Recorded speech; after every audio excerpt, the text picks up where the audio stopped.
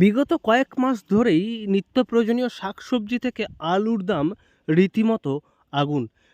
রাজ্য সরকারের task force দাম নিয়ন্ত্রণে আনতে লাগাতার নজরদারি চালিয়ে গিয়েছে। প্রশাসনের তরফ থেকে একাধিক পদক্ষেপ করা হয়েছে, কিন্তু তা সত্ত্বেও আলুর দাম নিয়ন্ত্রণে আনা যায়নি। আর সম্প্রতি বৃহস্পতিবার আলুর অত্যধিক দাম নিয়ে ক্ষোভ প্রকাশ করেছেন মুখ্যমন্ত্রী। তারপরেই রাজ্যের মুখ্য সচিব রীতিমতো বৈঠক করেছেন আলু ব্যবসায়ীদের সঙ্গে, তাদের ভূমিকা নিয়ে ক্ষোভ প্রকাশ করেছেন এবং জানিয়ে দিয়েছেন আলুর দাম 30 টাকার বেশি করা যাবে না। দেখুন, নতুন প্রোডাকশন না হওয়া পর্যন্ত দাম কিছুটা হবে না, কমার খুব একটা চান্স নেই, কিন্তু কিছুটা কমতে পারে। রাজ্যের বাইরে যদি আলুটা যাওয়াটা বন্ধ হয়ে যায় তখন কিছুটা কমে যাবে দাম।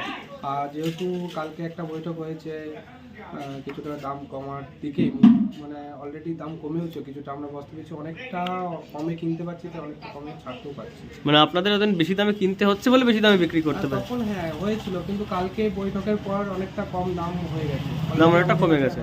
আর সকাল থেকে আমাদের দাম কমে গেছে। এমনি প্রোডাকশন আলু তো বাইরে নিয়ে যাওয়ার ক্ষেত্রেও নিষেধাজ্ঞা করে, তাতে কি দাম আর কিছুটা কমবে বলে মনে হচ্ছে? অবশ্যই বাইরে যদি না যায়, যে প্রোডাকশনটা যদি এখানেই থেকে যায়, তাহলে তো দাম কমই থাকবে। আর যদি মানে কিন্তু এই বিষয়ে আলুর ছোট ব্যবসায়ীরা কি বলছেন?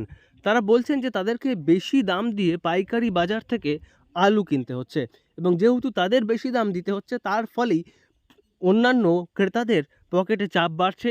আলু বাজারে বেশি দামে বিক্রি করতে বাধ্য হচ্ছেন তারা।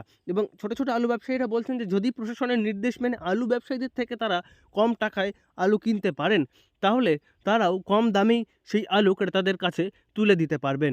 এবং সেজন্য ছোট ছোট আলু ব্যবসায়ীরা চাইছেন যে আলুর দাম নিয়ন্ত্রণের মধ্যে আসুক, তাহলেই তারা কম দামে আলু দিতে পারবে।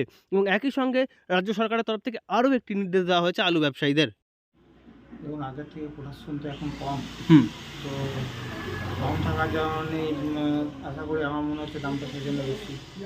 আর বাইরে যেহেতু যাচ্ছে, সেজন্যই মনে হচ্ছে দামটা আরেকটু বেড়েছে।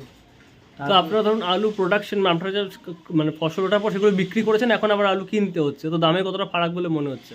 মোটামুটি আমি যখন আলু যখন উঠেছিল সেই মুহূর্তে বিক্রি করলাম, তখনকার থেকে এখন প্রায় ডবল। আলুর দাম নিয়ন্ত্রণ করার জন্য আলু রপ্তানির ক্ষেত্রেও নিষেধাজ্ঞা জারি করা হয়েছে। যা আলু ব্যবসায়ীদের স্পষ্ট জানিয়ে দেওয়া হয়েছে, যতক্ষণ পর্যন্ত না বাজারে নতুন আলু আসছে, ততদিন পর্যন্ত আলু অন্য জায়গায় রপ্তানি করা যাবে না। রাজ্যের চাহিদা মিটলে তারপরেই রপ্তানি করা যাবে। এবং আলুর দাম নিয়ন্ত্রণে আনতে প্রশাসন যে সদর্থক ভূমিকা নিচ্ছে, সেদিকেই তাকিয়ে রয়েছে আমজনতা। তারা চাইছেন কবে দাম আয়ত্তের মধ্যে আসবে। দুর্গাপুর থেকে নয়ন ঘোষের রিপোর্ট, লোকাল 18 বাংলা।